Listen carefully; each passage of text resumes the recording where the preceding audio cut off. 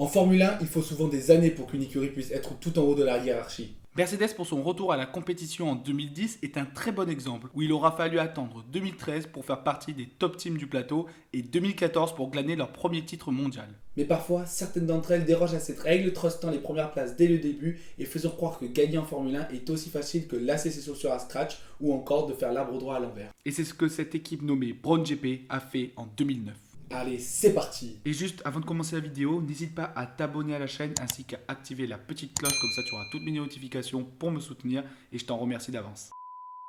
Pour commencer, remettons un peu de contexte dans tout ça. Même si les plus éclairés de ce sport connaissent sûrement déjà leur histoire. J'en ai même parlé dans cette vidéo, je vous mets le lien si vous voulez la voir. Cette écurie a pour prédécesseur l'équipe japonaise Honda, qui était présente en F1 depuis 2006 après le rachat de Bar en 2005. Début décembre 2008, après une très mauvaise saison en Formule 1, le président de Honda, Takeo Fukui, annonce que l'écurie présente d'énormes soucis financiers suite à la crise de subprimes et doit absolument retrouver un repreneur si elle ne veut pas compromettre la situation de ses 700 employés, dont les dirigeants de l'écurie tels que Ross Brawn et Nick Fry, ainsi que les deux pilotes, le British Jenson Button et le Polish Rubens Barrichello. Entre décembre 2008 et février 2009, Honda aurait cherché tous les moyens possibles pour maintenir l'écurie en Formule 1. Et grâce à des prix hypothécaires, un soutien d'un an de Tonton Bernie, des deniers venus du jeune pilote brésilien Bruno Senna, espérant être dans le baquet de cette voiture en 2009, des diminutions de salaire et d'un rachat à 1 livre sterling symbolique de la part de Ross Brawn, Honda sera présente sur la grille de départ en 2009.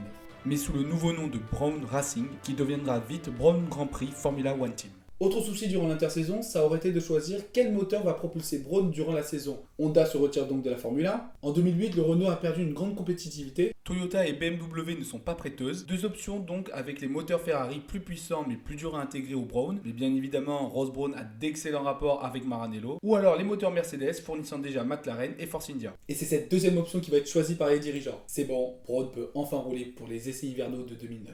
Lors de ses essais à Barcelone, une polémique naît rapidement à propos de Brown GP après des premiers tours assez surprenants pour une équipe qui n'avait toujours pas fait rouler la voiture avant les essais, contrairement à tous ses autres concurrents hormis Toro Rosso. Alonso explique dès ses essais que même avec très peu d'essence embarquée, il leur est impossible d'atteindre les tours réalisés par Jenson et Rubens qui semblent revigorés de conduire une voiture compétitive. L'Espagnol de Renault explique aussi que le châssis dessiné par Brawn est très élaboré et semble donner une voiture assez stable. Il faut rappeler que 2009 fut une année de révolution technique avec des ailerons avant et arrière modifiés, des indices aérodynamiques interdits et l'autorisation de l'utilisation d'un système de récupération d'énergie cinétique dégagé par les freins qui s'appellera le SREC, KERS en anglais. Tout semble réuni pour vivre une grande histoire.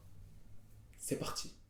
Arrivé en Australie après des négociations avec la FIA, Brown GP et Force India, les voitures indiennes garderont, pour des raisons commerciales, leurs numéros 20 et 21, tandis que les Brown, étant une nouvelle écurie, ne pourront garder les numéros 18 et 19 attribués à Honda et porteront donc les numéros 22 et 23. Le samedi en qualification, les Brown montrent que leur performance aux essais hivernaux n'était pas du bluff et bloquent la première ligne. La pole du Britannique, la toute première pour Brawn, est une performance qui n'avait pas été réalisée depuis 1970. Alors à l'époque, c'était Jackie Stewart qui offrait à Tyrrell Racing, pour son premier week-end de course en F1, la pole en Afrique du Sud. En vous rappelant que Tyrrell Racing, c'est l'ancêtre en fait de Brown GP. Avec Barrichello en deuxième place, l'exploit est d'autant plus remarquable que Brown GP devient la 5e écurie de l'histoire à placer ses monoplaces en première ligne lors de leur première qualification en Formule 1. Après Alfa Romeo, Curtis Craft, Mercedes et donc Tyrrell Racing. Lors de la course, Button aura été un cran, voire deux, au-dessus du reste grâce à sa voiture équipée du double diffuseur et non du KERS qui fera grincer des dents certaines équipes durant la saison. De son côté, Roubignon aura une course beaucoup plus animée due à un départ complètement manqué de sa part.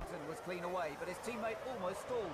Vettel went defensive, and a Kurz boost got the Ferraris in the mix. Mais il finira tout de même deuxième et offre du coup un premier doublé à Brawn dès son premier Grand Prix, exploit réalisé seulement 3 fois auparavant. Button et Barrichello, eux qui n'avaient plus goûté à la joie de conduire une voiture digne d'un champion du monde depuis longtemps, voire jamais pour l'anglais, retrouvent leur rêve de devenir un jour champion du monde de Formule 1. À eux maintenant de faire bon usage de ce bolide.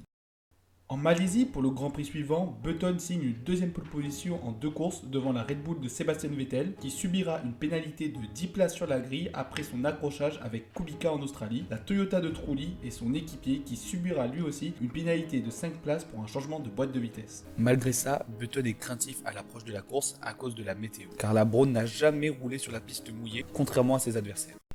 Perso, j'aurais pas été serein non plus. Lors de la course, les craintes du Britannique sont confirmées, mais ce n'est pas de la pluie qui s'abat sur ses pentes. C'est une véritable tempête qui, au bout de 31 tours, obligera les commissaires à dresser le drapeau rouge au pilote, synonyme d'arrêt temporaire de la course en attendant une décision, après une première partie de Grand Prix passionnante avec une lutte pour la victoire entre la Brown de Button en difficulté et la fringante Toyota de Timo Glock qui, sans ce drapeau rouge, semblait être en mesure de croquer le pilote britannique. Après à peu près une heure d'attente, les commissaires décident d'arrêter la course définitivement et donnent donc la victoire à l'anglais, tandis que Barrichello n'est que 5e. Le paddock arrive au Royaume-Uni sur le mythique circuit de Silverstone, sur les terres du leader du championnat, détenteur de 6 victoires sur les 7 premiers Grands Prix et qui compte bien aller chercher sa première victoire à la maison. Malheureusement pour le British, sur une piste froide, il ne fera pas mieux que 6e, loin de Vettel, vainqueur de l'épreuve. Ceci aura montré la principale limite de Brown, le développement. Maintenant, à voir si Jenson arrivera à pallier ce futur manque de compétitivité par son talent retrouvé. Nous voici quelques Grands Prix plus tard à Valence pour la deuxième édition du Grand Prix d'Europe sur cette piste. Et depuis la Turquie, Jenson Button n'est plus monté sur le podium. De son côté, Barrichello, qui ne s'est toujours pas imposé avec Brown, compte à ce stade 26 points de retard sur son équipier et voit sa chance de titre s'échapper de Grand Prix en Grand Prix. En qualif, le Brésilien se trouve en 3e position derrière les McLaren Mercedes d'Hamilton et de Kovalainen, prouvant que le développement a une véritable importance. Lors d'un Grand Prix sans véritable action, Rubinho se défait des McLaren lors des arrêts au stand et signe ce jour-là sa première victoire de la saison, la 10e de sa carrière et reprend 8 points à Jenson, seulement 7e. Est-ce que l'éternel second de Ferrari pourrait enfin devenir le champion du monde qu'il a toujours rêvé d'être ? Arrivé en Italie sur les terres de Ferrari à Monza, Brown se voit de plus en plus menacé par le reste du plateau à cause de son manque de développement et la domination de Button en début de saison n'est plus qu'un lointain souvenir. Maintenant, les Browns sont dans le paquet avec les Red Bull, les Ferrari et les McLaren, revenus à peu près au niveau. Lors de la qualif et dans cet ordre, Barrichello et Button bloquent la 3e ligne. Au départ, le Brésilien et l'Anglais passent respectivement en 4e et 5e position, mais semblent bien plus lents que les pilotes qui les précèdent. Après la première salve d'arrêt au stand, les deux pilotes Brown, qui eux ne se sont toujours pas arrêtés, mènent et semblent réaliser un coup de Trafalgar en règle en essayant de ne réaliser qu'un seul arrêt, au contraire de 2 pour leurs adversaires. En fin de course, la stratégie est payante puisque le Brésilien et l'Anglais sont en première et deuxième position et filent vers un nouveau doublé pour l'équipe. À 4 courses du but, ils comptent environ 40 points d'avance sur leurs principaux adversaires que sont Red Bull. Maintenant, c'est à Button et Barrichello de se battre pour le titre.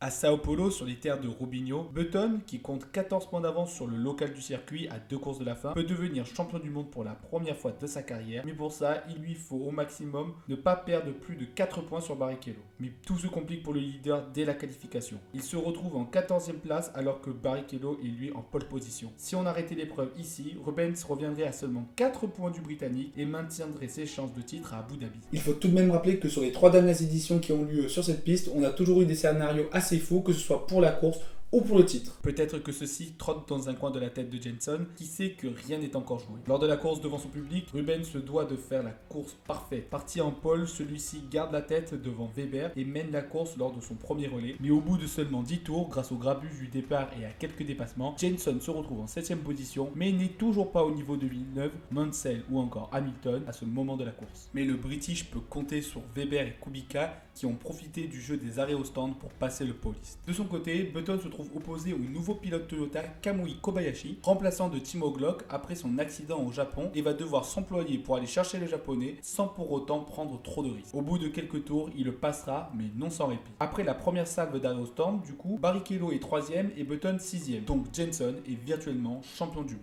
À environ 10 tours de l'arrivée, Button se rapproche de plus en plus de son sacre, l'anglais étant toujours en 6ème position, tandis que le brésilien, lui, est 3ème mais trop loin de Kubica, 2ème, et voit alors Hamilton revenir dans ses rétros. Lors du dépassement du compatriote de Button sur l'équipier de ce dernier, les deux monoplaces se touchent et à l'instar de Schumacher en 2006, Barrichello crève et voit définitivement ses chances de titre s'envoler. Quelques tours plus tard, Jenson voit le drapeau à damier, synonyme de titre mondial, ça y est, après des saisons de galère. Une cote de popularité en baisse en Angleterre à cause de l'émergence de Hamilton et une saison rondement menée, Button est champion du monde. Il entre dans la cour des grands aux côtés d'Alonso, Raikkonen et Hamilton et vient concrétiser la folle saison de cette petite équipe nommée Brown Grand Prix qui était nulle part il y a un an, voire même au bord de la faillite lorsqu'elle s'appelait encore Honda. Comme quoi en F1, ça va très vite.